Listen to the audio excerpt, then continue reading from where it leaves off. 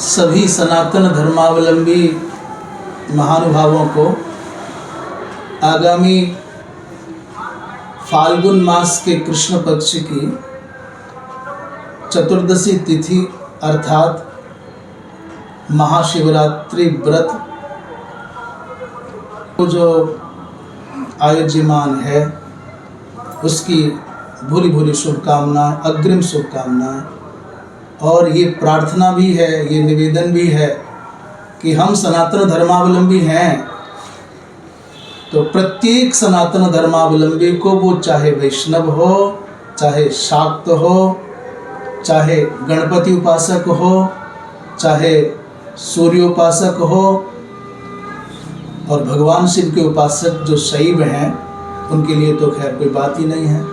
इन सबको, वो गृहस्थ हो, वानप्रस्थ हो, ब्रह्मचारी हो, सन्यासी हो, अर्थात चारों आश्रमों के और चारों ही वर्णों के सभी सनातन धर्मावलंबी महानुभावों को अपने अपने वर्ण आश्रम की अधिकार की सीमा में शास्त्रों के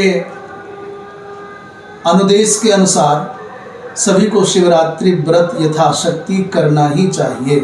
बालक, वृद्ध और रोगी को छोड़ करके। यदि कोई अति बाल है, 80 वर्ष से ऊपर के व्यक्ति को वृद्ध माना जाता है, 80 वर्ष तक का व्यक्ति करे, और रोगी की तो कोई अवस्था ही नहीं है। मान लीजिए हम कहें कि सबको करना है और रोगी व्यक्ति औषधि नहीं खाए और अपने पथ्य का पालन जो भी उपचार के अनुरूप नहीं करे तो कठिनाई हो जाएगी, इसलिए रोगी की बात नहीं कर रहे। शिव पुराण में और स्कंद पुराण में और अन्य सभी सर्वत्र प्रायः सभी पुराणों में शिवरात्रि की बड़ी महिमा है। एक विशेष विचारणीय बात है कि प्रायः पुराणों में लिखा है माघ मास के कृष्ण पक्ष की चतुर्दशी तिथि को शिवरात्रि होती है, और हम व्यवहार में उत्तर भारत के लोग मनाते हैं फाल्गुन कृष्ण पक्ष की चतुर्दशी को। ये चिंता का विषय है।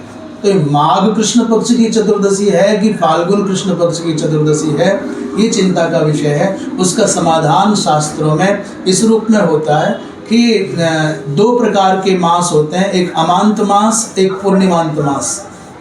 अमांत मास माने अर्थात अमावस्या को महीना पूरा माना जाता है तो उस मास को अमांत मास कहते हैं या अमावस्यांत मास कहते हैं। और जब पूर्णिमांत माने पूर्णिमा को महीना पूरा माना जाता है, मास पूर्ण माना जाता है, तो उस महीने को, उस मास को पूर्णिमांत मास कहते हैं। उत्तर भारत में प्रायः पूर्णिमांत मास का ही प्रचलन है। उसका तर्क भी अपने आप में ठीक है, चंद्रमा पूर्ण हो जाता है। और इस पक्ष में एक बहुत प्रबल भाव है कि पूर्णिमा को प्रायः जो नक्षत्र होता है उसी नक्षत्र के नाम पर मास का नाम निर्धारित होता है। जैसे फाल्गुन मास की पूर्णिमा को उत्तरा फाल्गुनी अथवा पूर्वा फाल्गुनी नक्षत्र होगा, इसलिए उस महीने का नाम फाल्गुन है। माघ महीने की पूर्णिमा को मघा नक्षत्र होगा, इसलिए वो माघ कहलाता है। इस पक्ष में भी बहुत, उत्तर भारतीय पक्ष में भी बहुत प्रबल तर्क हैं, वचन हैं।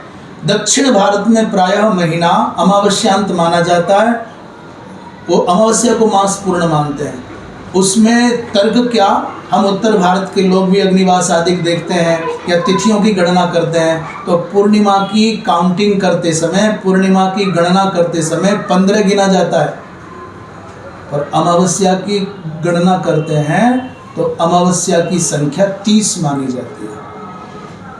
इससे सिद्ध होता है कि महीना अमावस्या को पूर्ण होता है। मुहूर्त विचार में भी प्रायः आचार्य, सम्मानित आचार्यगण पूर्णिमा का उल्लंघन हो जाता है तो अधिक विचार नहीं मानते, पर अमावस्या का उल्लंघन वो भी नहीं करना चाहते। इसलिए दोनों पक्षों में, तो जब ये पूर्णिमांत मास माना जाता है तो शिवरात्रि फाल्गुन कृष्ण पक्ष की चतुर्दशी को हो जाती है। और यही महीना जब हम अमावस्यांत मानते हैं तो प्रायः वहाँ उल्लेख अमावस्या को पूर्ण मानने के कारण माघ कृष्ण पक्ष आ जाता है। अब इसका एक और उदाहरण होता है। एक बार हम लोग मुंबई में थे, तो मुंबई में क्या हुआ, उत्तर भारत की दृष्टि से तो 15 दिन पहले श्रावण प्रारंभ हो जाता, और जब हम वहाँ यहाँ करके गए, मुंबई पहुँचे, तो मुंबई में कि अभी श्रावण प्रारंभ नहीं हुआ, वो 15 दिन बाद श्रावण प्रारंभ हुआ और 15 दिन बाद तक चला। हमने कहा भाई अब श्रावण कहाँ है, अब तो भादों लग गया। तो वहाँ के जो मराठियों के संपर्क में रहने वाले आचार्य गण थे, उन्होंने कहा नहीं नहीं, मराठी परंपरा के दक्षिण भारत के लोग 15 दिन बाद तक श्रावण मानते हैं।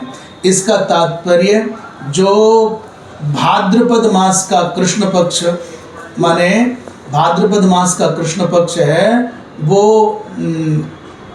फाल्गुन मास के कृष्ण पक्ष को माना जाता है। अर्थात अग्रिम मास का कृष्ण पक्ष ही प्रथम मास का कृष्ण पक्ष माना जाता है। वहां पहले शुक्ल पक्ष आता है, शुक्ल पक्ष से आरंभ करेंगे तिथि को, मास को, तो अमावस्या को पूर्ण होगा। तो शुक्ल से आरंभ करके कृष्ण में पूर्ण करते हैं अमावस्या में, और उत्तर भारत में कृष्ण पक्ष की प्रतिपदा से प्रारंभ करके शुक्ल पक्ष में संपन्न करते हैं पूर्णिमा में। ये अंतर है। इसलिए भाद्रपद लिखा, इसलिए माघ लिखा हो फाल्गुन के स्थान पर तो भी शंका नहीं करनी चाहिए, बात वही है। माघ कृष्ण पक्ष चतुर्दशी लिखी हो अथवा फाल्गुन कृष्ण चतुर्दशी लिखी हो, बात समान है दोनों में। इसमें स्कंद पुराण में लिखा है, माघे मासे असितायाम वै चतुर्दश्याम अग्रतः शिवरात्रि तिथि ख्याता सर्व पाप प्रणाशिनी। ये सभी प्रकार के पापों का प्रणाशन करने वाली पवित्र तिथि है शिवरात्रि। जो व्यक्ति पूरे वर्ष में भगवान शंकर की पूजा नहीं कर पाया, प्रमाद के कारण, अज्ञानता के कारण, व्यस्तता के कारण, या जो भी बाध्यता रहे, अश्रद्धा के कारण, अरुचि के कारण, जो भी कारण रहा हो, ऐसा व्यक्ति भी शिवरात्रि का व्रत कर लेता है। और व्रत के साथ साथ, व्रत माने ये नहीं कि सवेरे दोपहर शाम 3 समय पूजा कर ली, पेट पूजा, वो व्रत नहीं है। कि रोटी के छोड़ करके सब कुछ खाया, रोटी चावल दाल को छोड़ करके।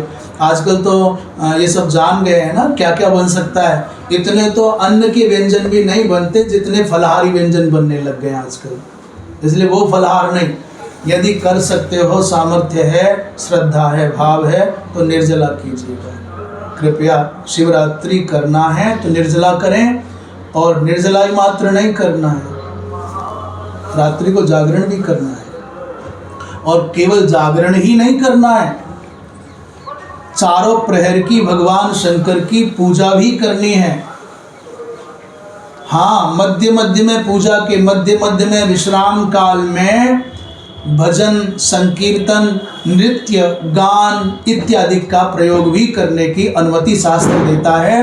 इसलिए संकीर्तन आदि भी हो, परंतु अपने अपने वर्ण आश्रम के अधिकार की सीमा में जैसा जैसा जिसके लिए शास्त्र अनुदेश करे, वैसा वैसा पूजा का दर्शन करना, पूजा स्वयं करना, पूजा में सहयोग करना, जागरण करना, संकीर्तन करना, सबका विशेष फल है। निराहार निर्जल व्रत करके रात्रि जागरण करते हुए चारों प्रहर की पूजा करे अथवा पूजा का दर्शन करे तो महान फल हो जाता है।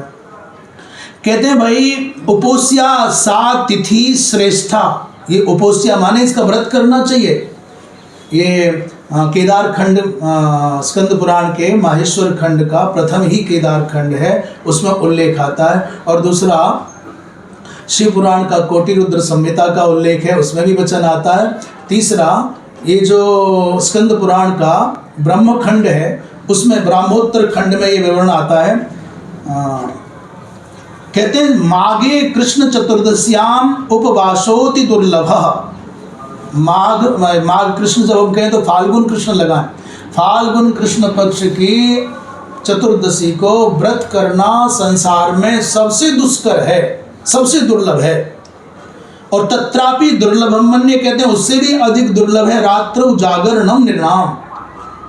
व्रत तो कर लिया जैसे तैसे करके, पर रात होते सो गए। प्रमाद नहीं आना चाहिए, आलस्य नहीं आना चाहिए। अवश्य प्रयत्न करके 2 बार नहा करके, 3 बार नहा करके, चाहे जो करके जगना चाहिए, जगना ही चाहिए। पर जगने के लिए आजकल मोबाइल लेकर के नहीं जगना है। मैं ये सावधानी बता दूं कि प्रमाद पूर्वक लिए पड़े हैं मोबाइल और जग गए तो उसी का जगना है। उस दिन कृपया मोबाइल से हाथ जोड़ लें अन्न छोड़ना, जल छोड़ना ये सामान्य व्रत है। आज की परिस्थितियों में हे सनातन धर्मावलंबियों, आज की परिस्थिति में शिवरात्रि के दिन कृपया मोबाइल छोड़ने के साथ व्रत करना, आपको महान पुण्य की प्राप्ति होगी। व्हाट्सएप चलाए, फेसबुक चलाए, यूट्यूब चलाए, उसी में वो चलता रहा और तुम भी चलते रह गए, बहते रह गए, ऐसे नहीं। इसलिए मोबाइल छोड़ कर गए।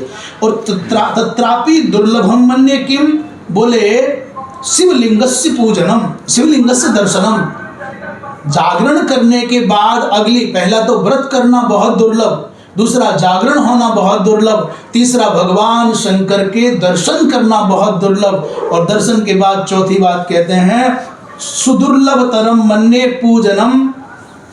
पर भगवान शंकर का पूजन और भी अत्यंत दुर्लभ माना जा रहा है। कहते हैं भवकोटि शतोत्पन्न पुण्य राशि विपाकतः लभ्यते वा पुनस्तत्र बिल्वपत्रार्चनम विभो। पूजा में बहुत प्रकार के विधान हैं, पर एक वचन ऐसा आता है कि विशुद्ध अखंडित पवित्र एक बिल्व पत्र भी आपने समर्पित कर दिया शिवरात्रि को। शिवरात्रि शब्द का अर्थ ही रात्रि जागरण से है, रात्रि उपासना से है। ये निशीत काल व्यापनी वो भी विचार अलग है, रात्रि जागरण मुख्य है। बिल्व पत्र एक भी अर्पण कर दिया तो कहते हैं बहुत करोड़ों करोड़ों जन्मों के पुण्यों का ये फल होगा कि बिल्व पत्र से आप अर्चन कर सकें। ऐसा वचन आता है ब्राह्मखंड में, एकेन बिल्वपत्रेण शिवलिंगार्चनं कृतं त्रैलोक्ये तस्य पुण्यस्य को वा सादृश्यमिच्छति। एक बिल्वपत्र से यदि भगवान शंकर की शिवरात्रि की रात्रि में पूजा हो गई तो फिर संसार में और कौन है जो उस पुण्य की समानता कर सकता है। इसलिए इतने जो वचन बारंबार कहे जा रहे हैं, रात्रौ जागरणम पुण्यम कल्पकोटि तपोधिकम। रात्रि में जागरण करोड़ों करोड़ों कल्पों के पुण्यार्जन से भी अधिक पुण्यदायक है। इसलिए अवश्य जागरण करेंगे। आशा है अत्रोपवास केनापि क्रतु शताधिक। शिवरात्रि के व्रत को करने वाले को पुण्य क्या मिलता है? बोले सैकड़ों सैकड़ों महायज्ञों के करने के समान पुण्य की प्राप्ति होती है। तो इस वीडियो में हमने 3-4 बातें, पहला तो 8 मार्च को, फरवरी तो नहीं बोल दिया, 8 मार्च को, फरवरी बोला था पहले बोल दिया था, अब पहले 8 मार्च को यही जो 8 मार्च आ रही है, फाल्गुन कृष्ण पक्ष की चतुर्दशी को श्रद्धा पूर्वक अभी से मानस बना लो। हर दिन चिंतन करो कि मुझे ये शिवरात्रि व्यर्थ नहीं जाने देनी है, निरर्थक नहीं जाने देनी है, खाली नहीं जाने दी। मेरे जीवन के अभ्युत्थान का एक पावन पर्व आ रहा है। अभी से मन बनाओ जब से आप सुन रहे हैं। आशा है ये सुनकर के आप इसको स्वीकार करेंगे, सुनकर के समझेंगे, स्वीकार करेंगे और आचरण में भी लाएंगे। ये शिवरात्रि अवश्य करेंगे। तो पहली बात, पूरे दिन निर्जला करो। यदि निर्जला नहीं रह सकते तो दुग्ध आदि लेकर के रह जाओ। कॉफ़ी और चाय मत पियो, पान तंबाकू गुटखा नहीं खाना। जो दूषित नहीं निर्वाह होता आपका, तो खाद्य माने दांतों से चबा करके खाने वाली वस्तु का प्रयोग नहीं करना। पेय पदार्थ का सेवन कर लेना, अर्थात दूध है, दही है, तक्र है, अथवा कोई दूध में फल का क्या बना देते हैं, बनाना शेक आदि बना, जैसा भी सौम्य भाव से। तो उस दिन नमक नहीं खाइएगा बिल्कुल भी, यदि कर सकते हैं तो। मान लीजिए आप पेय से काम नहीं चल रहा है, खाद्य लेना है, भक्ष्य लेना है, भोज्य लेना है, पेय से काम नहीं चल रहा है, तो कृपया फलाहार लेना। दांतों से काट करके लेने वाला पदार्थ लेना है तो नमक मत लीजिएगा। और बिना नमक के काम नहीं चल रहा है तो कृपया आपकी मर्जी है, फिर तो कुछ भी करिएगा, फलाहारी नमक का प्रयोग कर लीजिए। परंतु आशा है कि निर्जला करेंगे और पेय मात्र पदार्थ से करेंगे, अथवा बिना नमक का कोई फलाहारी नमक का प्रयोग किए बिना भी कोई पदार्थ फलादिक से काम चलाएंगे। तो पहला व्रत करें, दूसरा रात्रि जागरण करें, तीसरा भगवान शंकर की पूजा का पूरे 4 प्रहर दर्शन करें। और सौभाग्य है, सत्पात्रता है, शास्त्र की दृष्टि में अधिकारिता है। अरे कौन कहे कि पूजा ही करो? आप तो मंदिर में पोछा भी लगा दोगे ना शिवरात्रि को। आप तो संयोग से भी बिलपत्र तोड़ के ला दोगे ना, जो चढ़ाएगा तो लाने वाले का पुण्य उसके बराबर हो जाएगा। फूल ला दिए, जल ला दिए, पात्रों में जल भर दिए, सब आसन बिछा दिए, सेवा कर दी, ये भी सौभाग्य मिल गया। वो जो मंत्र वहाँ बोलेंगे, वो जो पूजा होगी, वो आपके रोम रोम से आपके हृदय में जाएगी। तो हृदयस्थ परमात्मा की पूजा आप करेंगे, इसका विशेष लाभ होगा। तो आशा है आप इसका अनुपालन करेंगे। हर हर महादेव।